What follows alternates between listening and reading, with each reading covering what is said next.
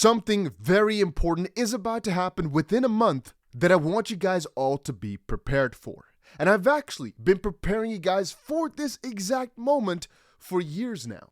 And simply put, what's happening in about a month from now is the ISO 20022 date. As you can see right here, March 20th is the date for cross-border payments and reporting. It'll go live for all impacted banks on that date, March 20th, 2023. And to understand why this could be such a big deal for crypto, we have to dive a little bit deeper into it. But you have to understand, there are many articles written on exactly this. There are some cryptocurrencies that I'll talk to you guys about in just a second that are specifically working with this new system. But let us first take a look at what this is. So what is ISO 20022 as explained by Swift? It is an open global standard for financial information. It provides consistent, rich, and structured data that can be used for every kind of financial business transaction. So the question might pop up, so why should you adopt this new global standard for messaging and financial information? Or basically, why should you accept this data standard? Again, we have to dive a little step backwards. Banks and financial institutions globally are entering a new era as they prepare to transition their payment systems from using Swift's traditional messaging exchange system, known as ISO 15022, to the new, highly structured and data-rich ISO 20022 for financial messaging. And this was posted a while ago, and as they mentioned at that point, it will take some time for this old standard to roll out, but this is basically the start of the new era, right? In a similar way, you always have different times basically between something being invented, something being first implemented, and then something being the new standard. In a similar form as with the internet, it took a very long amount of time before an internet, which even as of this point is not the standard everywhere, is generally considered to be a standard thing, or to be a little bit more primal, we can say radio, or even a shovel for that matter. It takes a good long while between first being introduced versus then taking its first adoption versus then being a global standard. In this case here, they're saying 3 years. By 2025, ISO 20022 will be the universal standard for high or large value payment systems of all reserve currencies. Important to note, in Europe, Swift and the European Central Bank have announced ISO 20022 go-live dates as of March 2023 for the standard. However, as you have most likely already seen just now, there are different places like, for example, FedWire that has a set target of March 2025 for its own transition to ISO 20022. So there's differences in the dates, but let us get back to it. Starting in March 2023, so in about, a month from now, the way Swift community exchanges payment messages will be transformed with this new standard. And this will unlock huge opportunities for financial institutions, such as boosting operational efficiency, enhancing customer experience, and enabling innovative new services. A global open standard, this ISO 20022, creates a common language for payments worldwide, and its higher quality data means better payments for all. Whether you're adopting ISO 20022 as from the start or migration period or not, learn more about the mandatory actions you'll need to perform before March 2023. Anyway, I've gone on a little charade here of explaining to you guys exactly what it is, but why did I do that? If you've been in the crypto community for a while, specifically XLM, IOTA, XDC, and a couple of others like I'll mention in just a second, you've probably heard people talk about this ISO compatible cryptocurrencies, and some other people debate saying it does not matter or it's not completely true.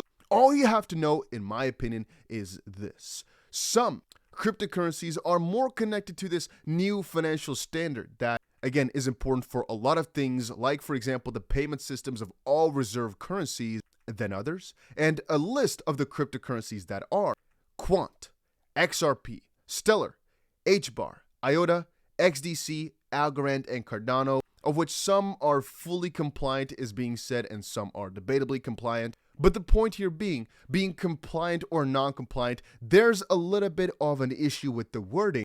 It's most important to just note that they can be easily integrated with the way in which they were structured, so to speak, into the new system. And that's what we call compliant here. Again, you can look up on the interwebs different lists of these ISO compliant cryptocurrencies, but if you do your best, you'll find an equal amount of people say it's not possible but I don't really care what other people say. As you guys have most likely noticed from my channel, Ripple's doing a lot for this system. They're playing a very big role in all of it. I know it's been orchestrated and it's been built in the way to fit in any newer system, specifically regarding the financial messaging and things akin to that around the world. And so it was probably done with that intention in mind. Anyway, a couple points to make is different areas around the world, different central banks and different entities will go to this new standard in due course. Some will have different deadlines than others. To give you guys an example of a naysayer is Matt Hamilton, who is an ex-Ripple developer, I believe. I'm not exactly sure what his stance was or role was. He explains a little bit more about what this standard is,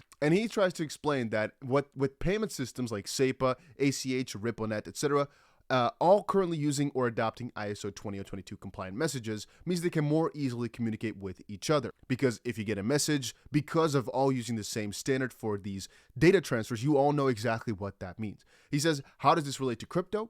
Having all the financial systems globally talk in the same language then means that they can more easily exchange data with each other. The next step is to have more global currencies, which is where cryptocurrencies come in. So to recap, there's no such thing as an ISO 22 compliant crypto, but there are financial systems, some created by crypto companies like Ripple, that do use the ISO 2022 compliant messages to communicate, some of which use cryptocurrencies like XRP to convey value. So again, we could sit here for 10 days, but the point being, the word compliant is a little bit difficult, but the idea still matters a lot. They're more easily integrated into this new financial system that's literally being built and changed as we speak. And to what exact degree and what exact party might integrate them, etc., etc., etc., we'll just have to see. All we know is that this is happening right as we speak, and I want you guys to be aware of that specific list of cryptocurrencies. Here they come again: Quant, QNT, XRP, XLM Stellar, Hedera, Hashgraph, aka HBAR, IOTA, XDC Network, aka XDC, Algorand, aka Algo, and Cardano, also known as ADA. According to Swift, it has successfully shown that CBDCs and tokenized assets can move seamlessly on existing financial infrastructure. And it says here, there will be an ongoing debate whether upgraded financial architecture allows fiat currencies to compete effectively with digital and cryptos assets, or whether innovation allows fintech companies to create their own ISO-compliant digital currencies and provide a range of new value-added services to rival the incumbent banks and payment providers. All we know is that this makes the messaging between these systems that are currently in place a lot easier. And even Professor Michael Mainelli, chairman of Z-Yen Group, a City of London think tank, commented, an upgrade to Swift messaging is long overdue. ISO 2122 will level the playing field between simple and complex transactions, between traditional currencies and CBDCs, and yes, perhaps between fiat and crypto.